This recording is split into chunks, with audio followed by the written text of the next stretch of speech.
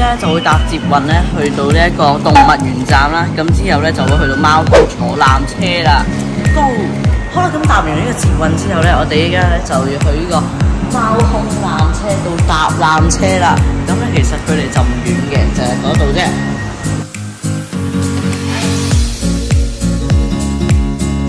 好啦，咁我哋咧啱啱咧就行到去呢一個貓空纜車嘅位置啦。咁我哋依家就上去搭纜車咯喎 ，Let's go！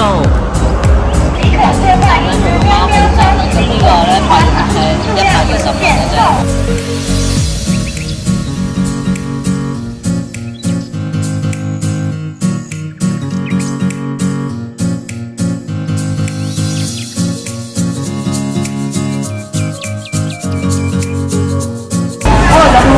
就係排呢個普通嘅車廂啦，咁咧就係排呢個水晶車廂嘅，咁水晶車廂咧就30蚊嘅。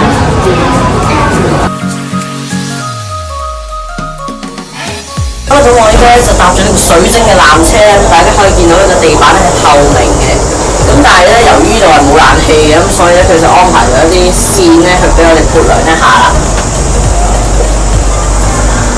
呢度好靜，唔錯咁樣。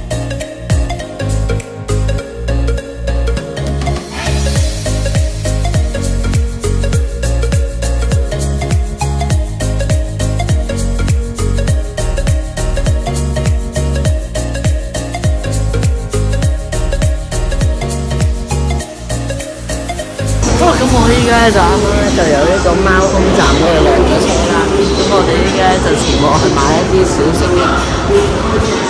大家可以見到咧，呢度有好多個茶園啦，跟住之後咧係可以飲杯嘢嘅，而且咧嗰度有貓空美食，係十分之多嘢玩。咁我依家就試下呢一度嘅臭豆腐啦，咁你就見到啦，呢度咧臭豆腐咧3個人嘅，咁我依家試下啦。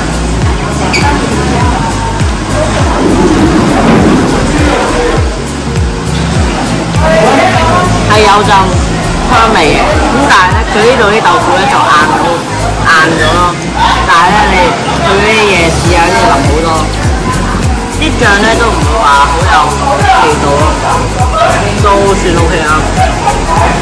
咁我啱咧就買咗呢個香草牛奶冰淇淋同埋呢一個鐵觀音嘅雪糕。咁呢個餅咧其實咧佢嗰個綠茶味咧係超級濃，跟住同埋都幾甜。唔錯呢個餅，咁我而家試食呢個雪糕，好有文化味。咁我而家試下呢個鐵觀音雪糕，佢都茶味濃啲，佢有個鐵觀音嘅味，咁但係咧佢個味唔太濃，唔會覆蓋晒成個雪糕。咁我而家就喺呢個台北地下街嗰度啊，咁呢個台北地下街咧有好多嘢買嘅，包括動漫啦。跟住仲有扭蛋啦，同埋仲有好多嘢食添，譬如有臭豆腐啦、鴨血啦，仲有其他嘅嘢食等等。原來呢度唔單止有 Hello Kitty 嘅71，原來呢度都仲有各位生物嘅71添。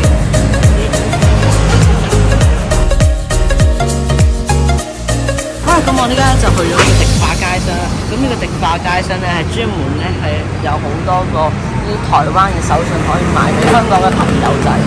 呢度係超多嘢買嘅，包括嘢食啦、玩具啦同埋商品。好啦，咁我而家試下呢個香芋牛奶，跟住再加呢個布甸，係試下布甸先，幾多焦糖？唔錯喎，焦糖味超濃，跟住個布甸係超腍、超好食，跟住超正。